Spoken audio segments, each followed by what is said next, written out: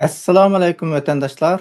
Mustaqillik yolda izlanish programmamizning 51 soniga hoş geldinglar. Bugun biz hukumatimizning bosh ministri Abdulahad Nur Damallamni vaziyat va muloyiza degan temada suhbatimizga taklif qildik. Abdulahad Nur Damallam suhbatimizga hoş geldingiz. Rahmat, hoş bulduk, rahmat. Rahmat. Gapni men yana ishdan boshlay. 12 oktyabr davlatimiz Sharqiy Turkistonning motam kuni. Bu kun uchun Amerika, Kanada, Shvetsiyada namoyish qildik. Siz Kanadadagi namoyishga boshchilik qildingiz va to'liq fasohatlik nutq so'zladingiz.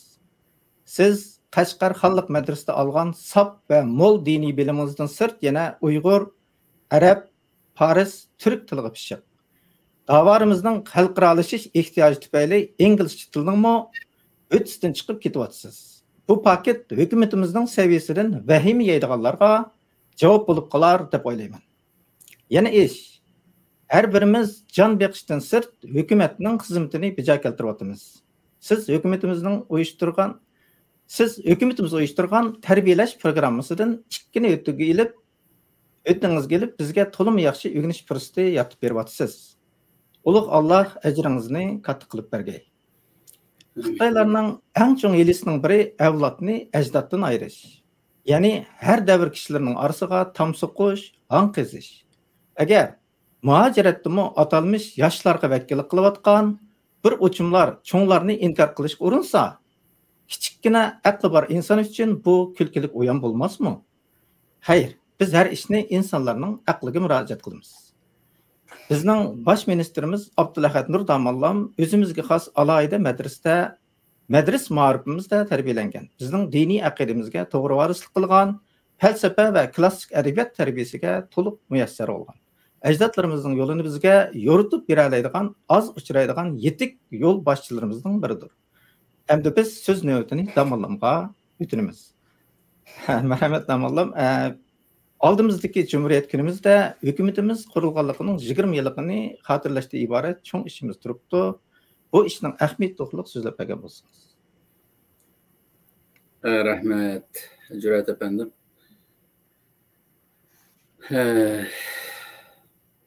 Oldimizda hukumatimiz qurilganliginingki 20 yilligini xotirlashdan iborat cho'ng bir ishimiz bor. Buning ahamiyati degan vaqtda qarindoshlar Aldılan şu hükümetin ehmiyetini düşünüşke doğru keledi. Hükümet degen gap, biz Uygurca işiltimiz, Türklermi işiltidi, Araplarmi işiltidi. Yıldız noktasının Arapça kelime. Bir devletning nomidan veya bir millatning nomidan hüküm beradigan organ degen gap, bir organ. Bunda hükümet bizning dinimizda hükümet bo'lmasa bo'lmaydigan farz vazifalarning qatorida turadi. Bizningki dinimizga qarasak, diniy falsafalarimizga qarasak, diniy olimlarimizninki siyosatchilarning butun hukmlariga qarasak, bir millatning hukumati bo'lmasa qat'iy bo'lmaydi.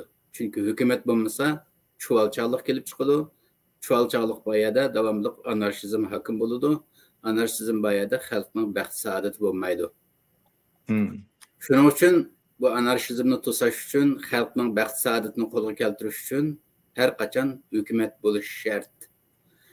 Aslida bu hukumat vatanimizni tartqizib qo'ymagan bo'lsak, Xitoy tajovuzchilari vatanimizni besib olmagan bo'lsa, vatanimizda bo'lgan bo'lsa, bu hukumatimizning orqasida vatandagi xalqimiz bo'lgan bo'lsa, resmi bir hükümet hesablangan bo'lardi. Afsus, ming afsus, vatanimiz ishg'oliyat ostida qoldi. Xalqimiz yetim bo'lib qoldi. Yetim bo'lganlikni oz degandek, xalqimizning boshiga irqiy qirg'inchilik keldi. Bu irqiy qirg'inchilik yaqinlam zamonda boshlagan bir irqiy qirg'inchilik emas. Xitoy tajovuzchilari vatanimizni besib kirgandan tortib irqiy qirg'inchilikni zodi boshlagan. Unda bo'lgandikin xalqimiz hicret qiladiganlar hicret qilib sirtqa chiqadi. Qalanmaganlar shu ishda qoldi, davomli irqiy qirg'inchilikqa uchradi. Shuning uchun bizning Sharqiy Turkiston surgundi hukumatiga ehtiyojimizning borligini bizning xalqimiz tunib yetdi. Tunib yetib 20 yilning oldida dunyoning hamma yeridan xalqimizning ichidan tanlangan vakillar kelib Sharqiy Turkiston surgundi hukumatini qurdi. Qurilgan vaqtda hammamiz hayot shunday mamnuniyat bilan qarshi oldik. Xo'sh bo'ldi. Yaxshi xabarlar chiqdi. Mushu Sharqiy Turkiston surgundi hukumatini qo'ygan shu burunqi rahbarlardan, qarindoshlardan Alloh rozi bo'lsin. Chunki ular xalqimizning ehtiyojini bilib yetib, xalqimizning maqsadiga, murodiga uygun shaklda bir Sharqiy Turkiston surgundi hukumatini qurib chiqqan. Endi bu hukumat qurilgandan keyin izchil holda Xitoy tajovuzchilarining nishoniga, hujumiga aylanib qoldi. Hujum nishoniga aylanib qoldi. Xitoy istixboroti butun kuchi bilan bu hukumatni yo'q qilishga tirishdi. Butun o'zininki istixborot og'izlari bilan hukumatni har turli kichiklashtirish, puchaklashtirish, yaramas ko'rsatish nimalar bilan bo'ldi. Hukumat uncho'lab ketdi, buncho'lab ketdi deb hammamiz bilamiz necha yilni yoqi. Bir hukumatning bir xodimi xatolik o'tkazsa, hukumatdan chiqarib etilsa, yoki bir insonning hukumat shartlariga mos kelmaganligi uchun millat vakilligiga elinmasa, bu har bir inson hukumatdan chiqarilgan chog'da hukumat manchulab ketdi deb davron qildi Xitoy o'z og'zilari bilan. Bu Sharqiy Turkiston surgundi hukumati Xitoyning quyrug'iga bosqachqa, Xitoy g'ingshiydigan yerida quyrug'i bosilgan itmi g'ingshiydigu, g'ingshiydigan vaqtda hukumat ustidan shu Xitoyning og'zidan g'ingshishlar chiqdi. Mavlana Jaloliddin Ruminning bir gapi bor. Itninki quyrug'iga dassam, ovozi og'zidan chiqdi deb. Sharqiy Turkiston surgundi hukumati qurilgandan tortib Xitoyning quyrug'iga dassagachga Xitoyning ovozi og'zidan chiqib kelyapti. Bu shu hukumatni puchaklashtirish tirishgan, yo'q qilish tirishgan, manchulab ketdi deyish orqali xalqimizning hukumatning atrofiga jug'lishni to'sab qilish uchun harakat qilganlarning hammasi deyilmagan vaqtdami asosli ko'p sonliqi shu Xitoy og'zi. Shuning uchun bu hukumat bek muhim bo'lg'achqa Sharqiy Turkistonning mustaqilligini asliga keltirish harakatida bek muhim bo'lg'achqa Sharqiy Turkiston davosini xalqaralashtirishda hukumat saviyasida olib berish uchun eng muvofiq organ bo'lg'achqa Xitoy tajovuzchilarininki hujum nishoniga aylandi. Xitoyning hujum qilishining sababimi hukumatning bek muhim bo'lganligidan bo'ldi. Shuning uchun biz bu qatim hukumatning 20 yilligini qilaylimi, qilmaylimi degan paroni qilishga vaqtimizda biz dedik bunda bir faoliyat, siyosiy faoliyat olib berish uchun pul ketadi. Onlayn qilaylimi deb baqdik. Ammo keyin o'yladikki, biz pul kesimi buni qilmasak, bu Sharqiy Turkiston surgundi hukumatining ahamiyatini xalqimizga tushundirmasak, xalqimizni bu hukumatning atrofiga olishga va hukumatni qo'llashga chaqirmasak bo'lmaydi ekan degan maqsadda surgundi hukumatning ahamiyati bek yuqori bo'lg'achqa mush 20 yillik xotirlash faoliyatimizni 11-oyning 11-12 kunlariga 13 kunlariga to'g'rilab siyosiy faoliyat olib berishni planladik. Ahamiyatining bek yuqori bo'lganligidan bu hukumat bilan xalqninki qon bilan go'shtdek bir bo'lmasa bo'lmaydiganligini his qilganligimizdan chiqim zo'r bo'lsa-mu, eg'ir bo'lsa-mu, zahmatli ish bo'lsa-mu, mush faoliyatni qilayli dedik. Ahamiyatining muhimligidan. Rahmat. Endi Cumhuriyet kunimizda ahdimizga asosan hukumatimizning kimlik tarqitish marosimimiz bor. Bu kimlik uchun qalbimni hayajon qoplab turdi. Kimliklarimiz tayyor bo'ldimi? Kimlik bizga nima tushuntirdi? Rahmat. Jurat efendim, kimlik tayyor bo'ldi. Kimlikning qanday bir kimlik ekanligini ko'rish uchun Sharqiy Turkiston surgundi hukumatiningki to'g'ri kirib qarasam, shu boshdalam Saud Damollamningki kimligi o'rnak sifatida ko'rsatilgan shu yerda shu echib kimlikning nima ekanligini, qanday ekanligini, qanday uchurlarning borligini shu kimlikdan ko'rsak bo'ladi. Bu kimlikning ismi hamda inglizchada National Identity Card deyiladi. Bizda shu milliy kimlik karti. Bizda shu kimlik deymiz endi vatanda. Vatanda bizga kimlikni Xitoy bergandan keyin Shimping janobi nomi bilan nurg'un insonlar Shimping deydi. Biz kimlik deymiz. Ammo biz Sharqiy Turkiston surgun hukumatidan berilgan kartning ismi milliy kimlik karti. Bu web saytimizda bor, shu yerdan ko'rib olsak bo'ladi. Endi bu kimlik kartini chiqarishninki nima zaruriyati bor deyilgan vaqtimizda qarindoshlar kimlik kartininki zaruriyati shuning uchun. Chunki o kimlik karti, yani eti ustida kimlik karti, kimligimizni ko'rsatadigan kart. To'g'ri. Ya'ni o'zimizning Sharqiy Turkistonning fuqarosi ekanligimizni ko'rsatadigan kart. O'zimizga bir tavallik his qildiradigan kart. Biz hozir Sharqiy Turkiston xalqi vatandan ayrilgandan keyin vatandan chiqishda Xitoy pasporti bilan chiqdik, bir dushmanning pasporti bilan. Vatandan chiqqan yoqi o'zimiz turayotgan davlatlarda iqomat olish uchun haq yalvadik. Kimlikka zar bo'ldik. Ular kimlik vergandan keyin pasport olamiz deb boshqa davlatlarning pasportini oldik. Hozirga qadar mayli vatanning ichida bo'layli, vatanning sirtida bo'layli, bizga bir kimlik kartiga, o'zimizning kimlik kartiga ega bo'lamadik. To'g'ri. Shuning uchun bu kimlik kartini o'zligimizni xotirlasin, o'zligimizni eslasin, o'zimizga qaytishga yordamchi bo'lsin deb o'zligimizni eslatish maqsadida chiqarildi. Bunun ma'naviy qimmati bek yuqori. Ma'naviy qimmati bek yuqori. Haqiqatan. Ammo moddiy qimmati yuqori bo'lmagan bilan ko'rib baxsangiz shundoq chiroyli. Odamning ko'riblam odamning ishlardan shundoq bir yig'ilg'isi keldi, shundoq ta'sir qiladigan yaxshi bir kart bo'ldi. Buni hamda xalqimizga taqdim qilish uchun tayyorlikni qildik, tutdik. Endi mushqatim shu 11-oyning 12-kunidagi 20 yilligimizni xotirlash shu faoliyatda oldi bilan tajriba sifatida millat vakillariga taqdimiz, millat vakillarining oilalariga taqdimiz. Anadan keyin uni taqib bo'lgan yoqi boshqa qarindoshlarning fikrini olamiz. Miya obdan bo'libdi yoki miya xato bo'lib qolibdi, miyani o'zgartirsak bo'lgan deydigan fikr talablar kelsa, uninga ko'ra bo'lmay qolib qolsa, xalqimizga tarqitish 11-oydan keyin boshlandi inshaalloh. Endi bu kartninki ahamiyati bek cho'ng.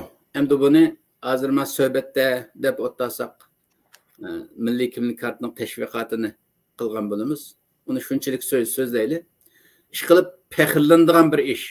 O'zimizning kimligimizni o'zimizning yanjiqida ko'tarib yurish bir ruhiy jihatdan faxrlangidek bir ahvol. Shuning uchun bek yaxshi xizmat deb o'ylayman. Rahmat. Bu bizningki haqiqiy kimligimiz qo'limizga kelishning oldidagi tunji qadam deb o'ylaymiz. U kunni biz nayt bir faxrli kun 11-oyning 12-si qo'limizga oldirgan shu kunni nayt faxrli bir kun deb o'ylaymiz. Shu kunni taqozolik bilan kutyapmiz. Rahmat. Endi bu qitimliq Amerika poytaxti Washingtonda bo'lgan bu xotir kuni faoliyatimiz xalqqa ochiqmi? Albatta xalqqa ochiq. Chunki bu faoliyat zaten siyosiy faoliyat. Hem Sharqiy Turkiston surgun hukumatining 20 yillikni xotirlash deganda o'zimiz xotirlash emas, shu xalqni xotirlatish maqsadida. Ey Sharqiy Turkiston xalqi, sizlarning bir surgunda bo'lsa-mi, bir hukumatinglar bor. Bu hukumat bizning ehtiyojimiz bor, bir jasadning ruhga ehtiyoji bo'lganidek. Biz Sharqiy Turkiston xalqining bir surgunda hukumatga ehtiyoji bor. Ma hukumatinglarga ega chiqinglar deydigan mesaj berish maqsad bo'lg'achqa albatta xalqqa ochiq bo'ladi. Shuning uchun xalqimiz hukumatimizningki nimasini ahamiyatini tunib yetishimiz lozim. Qarindoshlar, bir hukumatni endi tushuntirish uchun bir narsaga o'qitib tushuntirishga to'g'ri kelsa, hukumatni bir insonga o'xshatsak, masalan, insoniyat dunyosini yoki bir millatni bir insonga o'xshatsak, xalq bir insonning badaniga o'xshasa, hukumat shu insonning mingisi. Nima uchun degan vaqtda hukumat xalq vakillaridan, millat vakillaridan yig'ilgan xalqning vakillari tarafidan saylanadigan bo'lg'achqa, xalq vakillari xalq tarafidan saylanadi. Lekin hukumat rahbarlari shu xalq tarafidan saylangan millat vakillari tarafidan saylangachqa shu xalqning mingisi hisoblanadi. İnsonningki bütün harakatlarini mingi kontrol qiladi-ku. Putning vazifasi mingish. Shu ming buyruq bergachga mangadi. Qo'lning vazifasi tutish, ish qilish, mingi buyruq bergachga qiladi. Mingi kadin chiqib ketsa yoki mingi yo'qolib ketsa, mingidan boshqa bütün a'zo mukammal bo'lgan taqdirdami, u insonni to'liq inson degili bo'lmagandek, qarindoshlar. Bir xalqning, bir millatning aqliga vakillik qiladigan, aqidasiga, orzusiga vakillik qiladigan shu hukumat bo'ladigan bo'lg'achqa, bu hukumat e'tirof qilinmasa, xalq tarafidan desteklanmasa, yaxshi bo'lmaydi. Shuning uchun haliqi badandan ayrilib qolgan mingami kerak ekanmaydi, mingidan ayrilib qolgan badanmi kerak ekanmaydi. Shuning bilan mingi bilan badan o'rtaq ishlashi shart bo'lgandek, bir hukumatning hukumat bo'lishi uchun, o'z funksiyasini ado qila olishi uchun hukumat bilan xalq birlashmasi bo'lmaydigan bo'lg'achqa, shuning uchun bu qatimqi bu siyosiy faoliyat xalqimizga tamoman ochiq. Shuning uchun butun dunyoning har qanday yeridan, har qanday tashkilot, har qanday shaxs kelalaydigan bo'lsa kelib, qatilib, yaxshi fikrlari bo'lsa berib, tanqidlari bo'lsa qilib, qaytib kelsa mamnuniyat bilan qarshi olamiz. Rahmat. Barliq xalqni bu faoliyatimizga taklif qilamiz. Har qandayinglar kelish imkoniyati bo'lsa, kelsanglar bosh ministrimiz degandek qarshi olamiz. Chunki bu sizlarning hukumatinglar.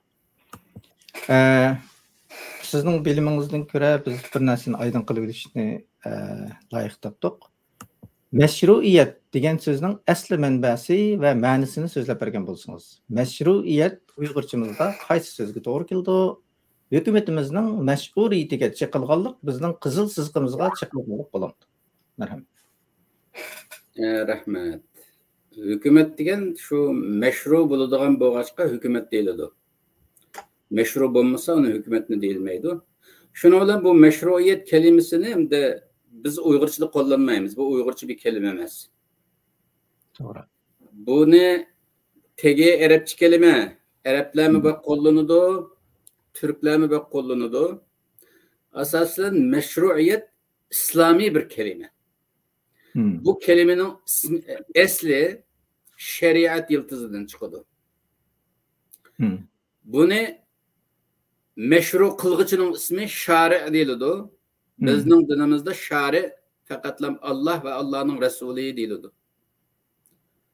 Kanun çıkarıp mavu toğra deydiğini, mavu hata deydiğini, mavu yaxshi, mavu eski, mavu çıraylık, mavu set, mavu halal, mavu haram, mavu meşru, mavu gayri meşru deydiğen menbe Allah ve Allah'ın peygamberi. Bunun ismini bizning dinimizde şari deyildi. Endi şu şari'nin mani qilsang buludu deb ruxsat bergan ishlarini meşru deyildi. Yani qonunluq degan gap. To'g'ri. Buningdan chiqqan kelimani biz islomda shariat deb qo'llanamiz. Islom shariati deymiz-ku, shariat deb qo'llanamiz. Shariatni uyg'urchalashtirgan vaqtimizda yo'l degan gap. Yo'l, shariat yo'l. Meşru degan yo'lliq. Yo'l ko'rsatilgan, mush yo'l to'g'ri deb tasdiqlangan narsa degan bo'ladi.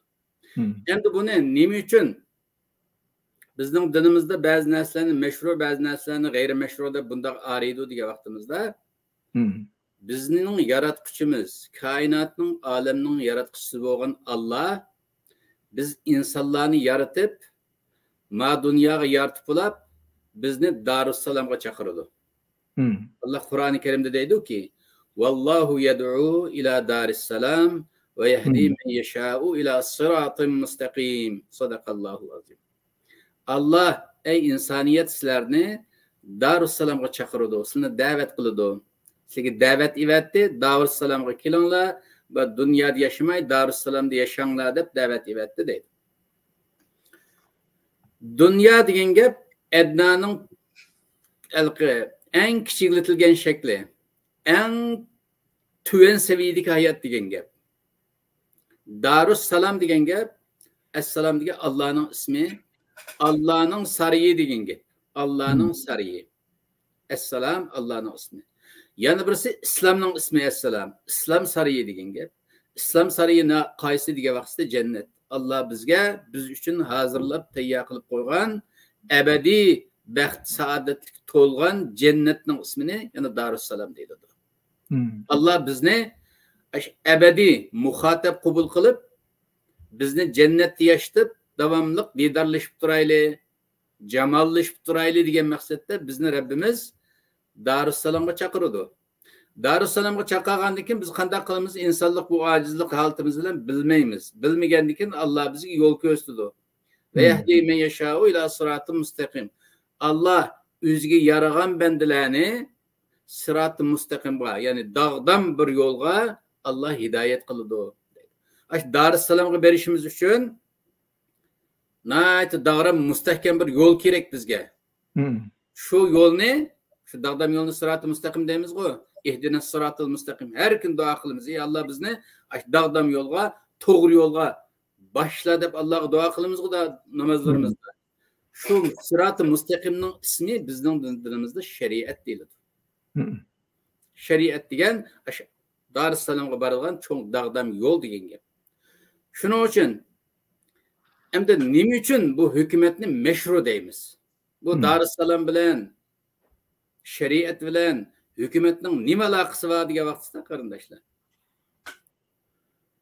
Hükümet bo'lmasa bo'lmaydigan vazifalarning birisi bizning islom dinimiz, ya'ni Alloh tarafidan, Allohning payg'ambari tarafidan, hey millat, hey qavm, sizlar erkin yashamasanglar bo'lmaydi. Azat yashamasanglar bo'lmaydi, mustaqil yashamasanglar bo'lmaydi. Chunki bu yerda dag'dam yo'lda mangolmaysizlar. Chunki boshqalarning tagida qolsanglar, ostida qolsanglar, düşmanlar seni dağdan yolda erkin mangılı koymaydı, cennetki bağlı koymaydı, duzak söyleydi. Şunun için müstakil yaşayanlık gerek, müstakil yaşaş için milletini bir arga ekiladigan, millet namıdın hüküm çıkaradigan, millet namıdın hareket kıladigan bir hükümet lazım. Dep bu hükümet kuruşunu bizning dinimiz farz kılıp, kendimizge vazif kılıp yüklep koydu. Şu bizning dinimiz bunu bizga farz qilib yuklab qo'ygandan keyin bu hukumat qurish zodi azaldan Alloh tarafidan mashru bir vazifa sifatida bizga berilgan bir vazifa. Unda bo'lgandan keyin bu hukumatning mashruiyati dinimiz tarafidan tartishilmaydi. Dinimiz nuqtasidan hukumat qurishimiz farz, vazifa. Unda bo'lgandan keyin bizning dinimiz nuqtasidan, Allah ve Allah'ның Resulü nuqtasidan hukumatning mashruligida hech qanday shak shubha yo'q. Bunday ahvol ostida endi vijdonimizdan so'rab boqayli. Vijdonimizcha bizdek Sharqiy Turkiston xalqining vatani munqarizlab ketgan, ishg'oliyat ostida qolib qolgan bizdek bir millatning hukumati bo'lishi to'g'rimi, to'g'ri emasmi? Adolat tuyg'umiz bilan so'rab boqayli. Elbette vicdanımız için doğru. Özümüzde insan dep qarasak, bizga o'xshash yana bir insonlar tarafidan ishg'ol qilinib, ularning ostida yashash to'g'rimi, to'g'ri emasmi degan vaqtimizda axloqiy nuqtadanmi hukumat qurishimiz to'g'ri, tajovuzchilarning tagida yashashimiz to'g'ri emas. To'g'ri. Axloq nuqtasidanmi hukumat qurishimiz mashru, vijdon nuqtasidanmi mashru, islom nuqtasidanmi mashru. İnsanlık noktasıdamız zaten bütün insaniyet her bir milletinin, her bir kavminin özünün milleti oluşunu zaten kanunlarda yazıqlıq, xalqara kanunlarda mı yazıqlıq. Unda bo'lgandan keyin xalqara nuqtadan aytgan vaqtda işgaliyet ostida qolgan, zulm ostida qolgan, bo'lapmi irqiy qirg'inchilikqa uchrayotgan bizdek bir millatning o'z hukumatimizni qurib, o'z xalqimizni yetaklab, mustaqilligimizni asliga keltirish huquqimiz bor har qanday qonuniyatda. Unda bo'lgandan keyin hech qanday nuqtadan bir hukumatning mashru'ligi tartishilmaydi. Tartishish şu en tüven dereceге düşüge vaxtda en aklap dige vaxtımızda şu nadallık. Bo'lmasa bunun aqısında başka yaman niyet var degan gap. Aşı Xitoylik hükümetni yo'q qilanmay suiqasdni qildi-ku. Suiqasdning bir partisi deyishga to'g'ri keldi. Shuning uchun bu o'z xalqi tarafidan 20 yilning oldida qurilgan bir hukumatni hozirgi kunda mashruiyat namida o'zimi bilmaydigan bir kalimani o'ttirg'a chiqarish orqali buni o'ttirg'a surish yaxshi niyatning ifodasi emas. Shuning uchun hukumat har qachon mashru tartishish ketmaydi. Rahmat. Rahmat. Pek yaxshi javob berdingiz. Asos bilan, falsafa bilan, tarix bilan, din bilan. Buningga asli tushuntirish hech qanday gap ketmaydi. Hamda hukumatimiz barliq Sharqiy Turkiston fuqarolarining manfaati uchunmi yoki ma'lum yurt, ma'lum top uchunmi? Nima vajidan hozirgi zamondami yurtbozlikning paranglari chiqadi? Asli bu so'rashga tegishli savol emas edi, ammo hayronlik ichida bu savoldan yurtbozlik to'g'risida so'zlab bergan. Aslida ham so'maslik kerak bo'lgan bir savol, ham insonlarning xotirasiga kelib qolmaslik uchun unutilib ketishga tegishli bir ish. Ammo buni shu Xitoy unutilmaydi bizga. Chunki dushman har qachon dushmanligini qiladi. Dushman bizni har qachon parchalashga tirishdi. O dushmanga yordam qilib, shaytonmi bizning qalbimizga har turli vasvasalarni qilish orqali yurtvozlik qilish, shu parchalanishga yotadigan yomon illat bo'lg'achqa shaytonmi davomli quturib turadi. Shuning uchun bu yurtvozlik qilish axloq nuqtasidanmi yomon bir illat, islom nuqtasidanmi yomon bir illat. Shuning uchun bek uzoq turishimiz bo'lgan bir illat bu. Uzoq turishimiz kerak bo'lgan bir illat bu. Endi bunda yurtvozlik masalasi chiqqan vaqtida bir millat cho'kadi. Buning misol berishga to'g'ri kelsa, Payg'ambar alayhisalom payg'ambar bo'lib kelgan chaqda arab millati cho'kaklikdi. Shu yurtvozlik tufaylidan cho'kaklikdi. Yurtvozlik chiqib davomli urush bo'ladi.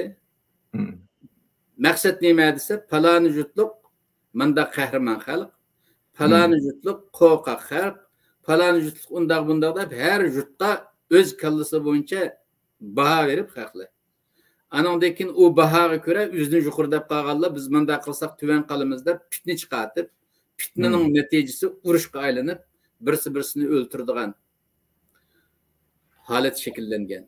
Normalda urush chiqsa qanday bo'ladi desa, tugula urushqa vaqtida yetipatman nima zarar bo'libdi degandek,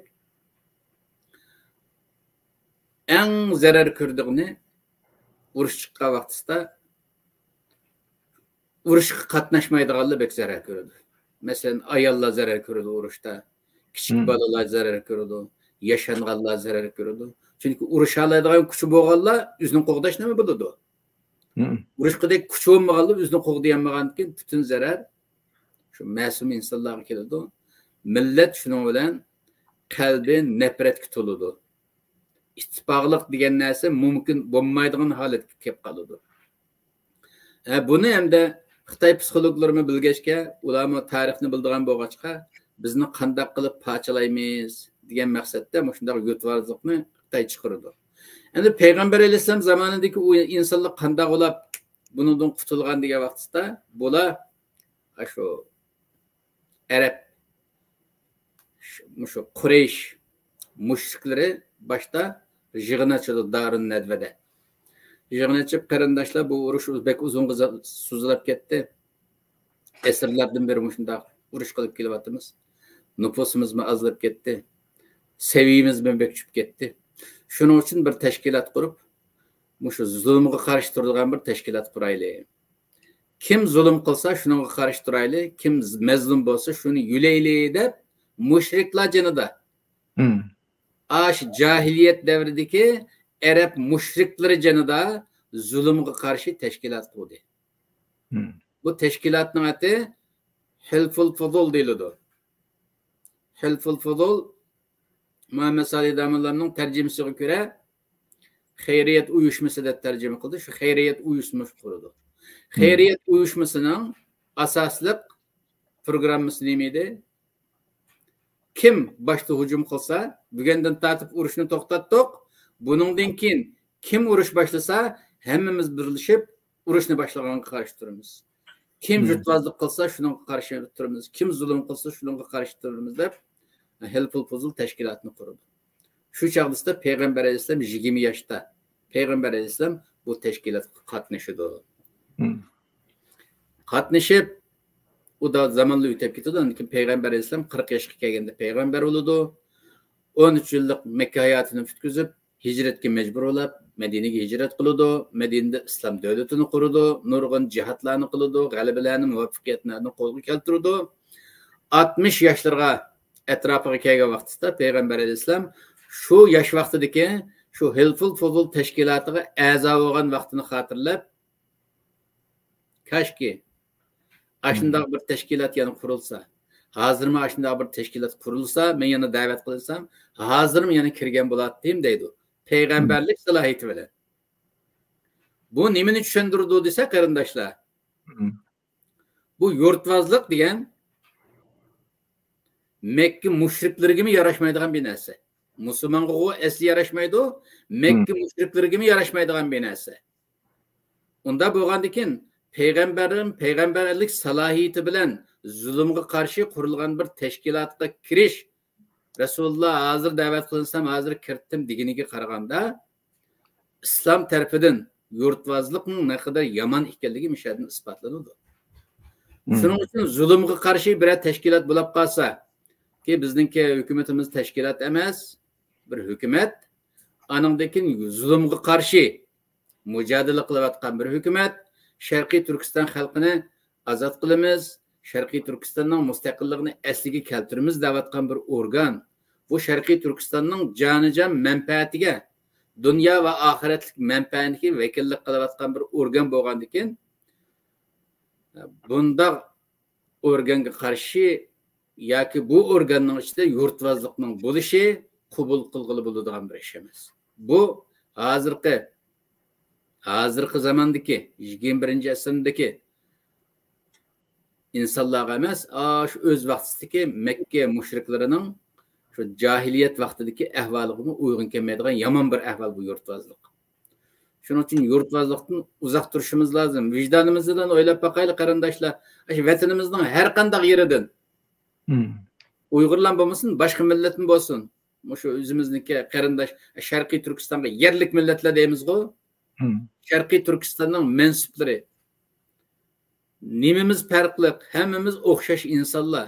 Bir yerda tug'ilib qolganga başka yerlik olib ketadi. Masalan, Kanadaga keldik, Kanadada bolalarimiz tug'ildi. Uli Uyg'urlikdan chiqtamdi. Sharqiy Turkistonlikdan chiqtamdi. Chiqetmaydi. Biz baribir yurtning nerede tug'ilsak tug'ilayli, nerede yashasak yashayli, biz Sharqiy Turkistonlik o'zimizning millatiga mansub insonlar biz. Unda turuli xalq yurtni bahona qilib, sen bu yerlik deyish jaholatdan boshqa narsa emas, nadonlikdan boshqa narsa emas, eng tuni bo'lmasa shu yomon niyat yoki buyruq ijro qilishdan kelayotgan narsadan boshqa ish emas. Bek yomon kelib keladi. Bek yaxshi tushuntirib berdingiz. Yurtvozlik qilganlarni butun xalq birlikda tikirib tashlash kerak deb o'ylayman. Buning bizga akildigan ziyndan boshqa hech qanday foydasi yo'q. Bu bek oddiy, bek odatli hukm edi, ammo bu yerda so'zlashga majbur bo'ldik. Hamda Cumhuriyet günümüz ve hükümetimizin 20 yıllık hatır günü münasebeti bilen halkımızga qanday bir hitabınız var? Merhamet. Rahmet. Qarindoshlar, biz Sharqiy Turkiston xalqining vatani biz bir, hammamizning vatanimiz bir ayni. Biraz burun deyishdik. U bo'lsa bizning Sharqiy Turkiston. Millatimiz bir. Masalan, biz atayımız özümüzni Uyg'ur deymiz. Qozoqlar o'zini qozoq deydi, qirg'izlar qozoq, qirg'iz deydi, o'zbeklar o'zbek deydi. Normalda hammamiz turk irqiga mansub. Millatimiz bir. Bizning qarindoshlar bayrog'imiz bir. Bayroq nimaning simvoli? Shu davlatimizning birligimizning simvoli. Bayrog'imiz bir. U bo'lsa ay yulduzli ko'k bayroq. Hammadan jon oladigan yeri bizning yaratquchimiz bir. U bo'lsa Allah, hammamiz Allohga e'tiqod qilamiz. Hammamiz Allohni rozi qilaman, Alloh rizasi uchun ishlayman deydigan uchun insonlar. Allohimiz bir. Bizning tilimiz bir tilda so'zlashimiz. Xushmaslik qilib qoldimki deyli desak, o'xshash tilda so'zlaymiz. Tilimiz bir. Bu tilmi bizni bir tutganga yetadigan eng yo'g'on nuqtalarning birisi. Buningdan mı yo'g'ini dinimiz bir. Hammamiz musulmon islom diniga e'tiqod qilgan insonlar. Bizni yetaklaydigan kitobimiz bir. Bu kitobdan aqida birligimiz, ideya birligimiz chiqadi. Hammamizning qiblimiz biz, qarindoshlar, qiblimiz bir. Rahbarimiz bo'lgan payg'ambarimiz bir. Bizni aqida va ideya jihatdan bir yerda tutib turgan yuzlarcha asosiy omil bor. Agar sanab kelsak, yuzlarcha omil chiqadi. Masalan, Allah'ның bizga Peygamber Aleyhisselam'ın üretken 99 isim var. Üretmegene neçe ming. Aş Peygamber Aleyhisselam bizga sanab bergan 99 isimning her bir ismi Allah'ның başka narsalarga ifodalaydigan isimlari. Yani bizning nimaga ehtiyojimiz bo'lgan bo'lsa, Allah şu ehtiyojimizni qamdash uchun şu ehtiyacımızdan karşılığında bizge bir isimni oturup koyarlık. Ey bendem, eğer mandak ihtiyacın olan olsa, senin Allah'ının mandak ismi var. Manın ihtiyacın olan olsa, mandak ismi vardır. Allah'ın her bir ismi bizge ihtiyaçlarımızı hatırlatış arkalı hatırcam kılıdı. Bizden Allah'ımızdan mandak alayetliği vakin emez mi der. Allah'ımızdan birliği bizge yüzlerce birlikini elip keliş yetadigan aşındaq birliklerimiz var. Endi shundaqla bizning bir-birimizdan ayrim bo'lib oladigan hech qanday bir sababimiz yo'q. Mesela ayrim bo'layli, ayrilib ketayli desak, sebep bo'lg'idek hech qanday bir sebep yo'q. Meşru, bir cho'mish chiqqidek bir sebep yo'q. Ammo bizni faqatla dushmanimiz Xitoy tajovuzchilari, Xitoy istixboroti her xil hili neyranlar bilen bizni parçalab kelyapti. Hili neyran. Xitoyning 36 hilisi var o. O'qib baqsaq bilamiz Xitoyning qanday inson qalbidan chiqqan neyranvoz maxluqlar ekanligini. Allah her o Allah'ning la'nati bo'lsin bu Xitoylarga. Bu Xitoylar bizni her xil hili neyranlar bilen parçalab kelyapti. İstixborot uyullar bilen parçalab kelyapti. Qarindoshlar bizning istixborotimiz yo'q. İstixborot bek keng soha. Bu psixologiyadan tartib nurg'un biz o'ylab bakmagan sohalarni o'z ichiga oladi. Undaq bo'lgandan Xitoy istixborotining minglarcha biz uchun ishlaydigan psixologlar var, tadqiqotchilar var. Mush Uyg'urlarni Sharqiy Turkiston xalqini qanday qilib yo'q qilib, Sharqiy Turkistonni qanday qilib yutib olamiz deydigan, har kun plan tuzadigan, planlarni ko'zdan ko'chiradigan mutaxassislar var. Bizga qarshi to'g'ri. Bizga qarshi turadigan. Maaş istihbaratçılarının uyulları bilen bizni parçalaydı o. Aldaş arkalık parçalaydı o. Gollaş arkalık parçalaydı o. Davamlılık bizni ayırıp kelyapti. Yani bizni tehdit kılış arkalık. Suikast kılış arkalık. Şantaj kılış arkalık. Parçalayıp kelyapti. Qanday qilib tehdit kılıdı o? Onu qilmasan ya maaşını kesemen deydi o. Ya ki vatandaki şirketlerini taqayman deydi o. Ya ki bo'lmasa canını suikast qilaman deydi o. Her türlük şantajlar qilish arqali bizni ayırıp kelyapti. Ailemizni, tuqqanlarimizni görögeli bilish arqali ayırıp kelyapti. Mesela etrafımızga qarab baqsak, xeyli obdan deydigan odamlar var. Mesela qarab baqsak, axloqi to'g'ri tuzgun, Qarab baxsaq, har qatim camilarga berib namozlarni joyida ado qilayotgan, her türlü qarab baxsaq o'zimizdan taqvo ko'rinadigan insonlar bor. Ama bu insanlar Sharqiy Turkistonlik mustaqillik harakatiga yaqin kelmay yurgulik. Nima uchun? Eni yo'qmi desek, so'zlaydiganni qo'yapmiz, tarixdan bir tarixdan so'zlaydigan gap, siyosatdan so'zlaydigan gap, biz maydonga kelib qolsak, gap bermaydigan darajada so'zlaydigan insonlar bor. Ama siyosiy harakatga yaqin kelinmaydi. Nima uchun? Yama yeridan tutuqliq. Ailesini, tuqqanlarini qo'rqitish orqali shantaj qiladi Xitoy. Va tuqqanlaringdan arilib qolsa deb qo'rqitdi. Yoki bo'lmasa iqtisodiy jihatdan zarar tortsa, paloniyatga o'ylarini uni qilib yetamiz, buni qilamiz deb qo'rqitdi. Xitoy tajovuzchilarining bunda qonunsiz axloqli shantajlarga bo'yin egmaydi qarindoshlar. Chunki u dushman. U dushman shu bizni bo'yin ekkizish uchun. Dushman shu bizni bo'yin ekkizish uchun shunday qiladi. Bo'yin eksak bo'lmaydi. Bizning Alloh tarafidan berilgan mustaqilligimizni asliga keltirish vazifamiz bor. Mustaqilligimizni asliga keltirish haqqimiz bor. Bu bizningki insonlik vazifamiz. Mustaqil yashash, mustaqilligimizni asliga keltirish, vatanni qo'g'dash vazifasi o'zimiz va oilamizni qo'g'dagandimi buyuk va ulug' vazifa bu. Shuning uchun shaxsiy manfaatni yoki oilaviy manfaatni deb vatan manfaatidan va mustaqil yashash sharafidan voz kechish, vatan millatga xoinlik qilganlik bo'lib qolmasdan, yana Allohga osiylik qilganlik bo'lib hisoblanadi. Dunyo oxiratligimizni vayron qilganlik bo'lib hisoblanadi. Allah hammamizni dunyo va oxiratda bunday rezillikdan qo'g'dab qolsin. Amin.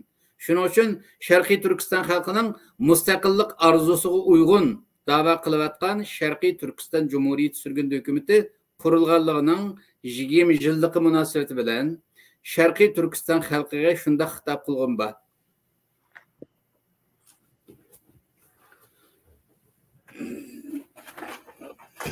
Kompyuterninki tok tugab ketdi darhol qanisa. Yuzlagandek turdi hozir.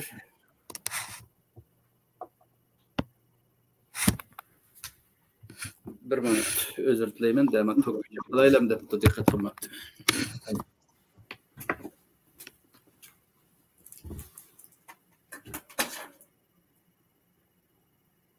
Kompyuterningki token qo'g'dab qilish uchun 1 minut.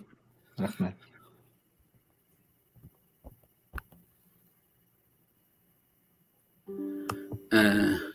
Onşaldı. Elhamdülillah. Qarindoshlar, özür dilerim. Hammamizning mustaqil yashash haqqimiz va mustaqilligimizni asliga keltirish, vatanni qo'g'dash vazifasi o'zimiz va oilamizni qo'g'dagandimi buyuk va ulug' vazifa dedi. Shaxsiy manfaatni yoki oilaviy manfaatni deb vatan manfaatidan va mustaqil yashash sharafidan voz kechish, vatan millatga xoinlik qilganlik bo'lib qolmasdan, Allohga osiylik qilganlik bo'lib hisoblanadi dedi. Dunyo oxiratligimizni vayron qilganlik bo'ladi dedi. Bu bir yomon oqibat. Alloh hammamizni dunyo va oxiratda bunday rezillikdan qo'g'dab qolsin. Amin.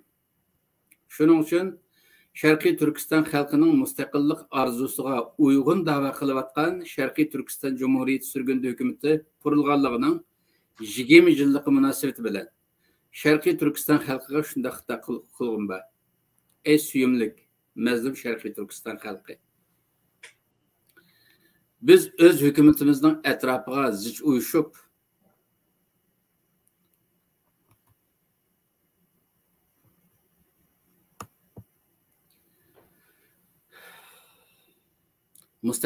mustaqilligimizni asliga keltirish harakatiga umumyuzlik qatnashaylik. Xitoy istixborotiga hushyor bo'laylik qarindoshlar. Xitoy istixboroti hamma yerda bor. Biz bir musulmon xalq sifatida mustaqillik maydoniga kelsak va egimiz Allohning rahbarligini qabul qila olsaqla ikkala dunyoda yuzimiz oq bo'ladi. Allohning yordami bilan maqsadimizga yetishimiz inshaalloh. Allah hammamizni dunyo va oxiratda baxtli qilsin. Hozircha deydiganlarim shunchalik. Rahmat. Bek yaxshi so'zlab berdingiz. Diniy nuqtadan bu bizning qilayotganimizningki mustaqillik yo'lida mengayotganimizning ibodat ekanligi, bizning qilayotganimizning Alloh rizosi uchun ekanligi. Bundan keyin bu qitimliq 20 yillik muborak kunimizga butun xalqning kelishini taklif qildingiz. Hammalarningki agar shu imkoniyati bo'lsa, kelishinglarni qarshi olamiz. Endi men o'zimningki tariximdan misol olib bir gapni dey. O'zini cho'ng bilish va o'zining qadrini qilish bir millatning sapo jumlasidandir. Men yaponlikning o'zligiga bergan qadr-qimmat tuyg'usiga aprin o'qiyman. Ularning o'z davlatini o'z uyidan ko'rishlari, o'ziga xos narsalarni, o'z an'anasini qadrlashlari, o'z odamlarini cho'ng bilib asrashlari, beshiga ilib ko'tarishlari menda hurmat tuyg'usi uyg'otadi. Biz o'zimizga xos narsalarni qadrlayotgandik. Xitoylar bar kuch bilan bizning xosligimizni yo'q qilayotgan mushu zamonda nima bizga xos edi?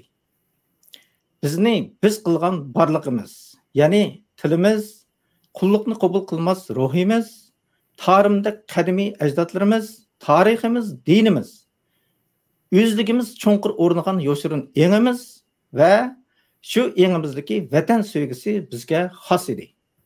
Abduqodir Domollam isloh qilgan madras tarbiyasi bizga xos edi. Dal shu tarbiyada yetishgan davlat otamiz Sobit Domollam bizga xos. Ushbu vajdan oy yulduzliq ko'k bayroq bizga xos. Ko'k bayrog'imizning sha'niga dog' tekkizish, butun millatning mustaqillik irodasini payhon qilish, o'yon qilish bizga xos emas. O'zimizni sevishni, qadrni qilishni o'rganaylik qarindoshlar. Xitoyga ishlaydigan xoin mustaqillik ko'rishimizning dushmanilar bo'lmasa, Xitoydan iborat g'oyat zo'r dushmanimiz bizga yetib boshadi. Ulug' Alloh bizni iymonimizdan, vijdonimizdan, vatan sevgisidan, to'g'ri yo'ldan ayirmag'ay. Amin. Abdulla Domollam vaqtingiz ko'p rahmat. Vaqt munosabati bilan bizning programmamiz mishada oxirlashdi. Hammanglarning mush vaqti xayrli bo'lsin. Allohga emanet. Xayr.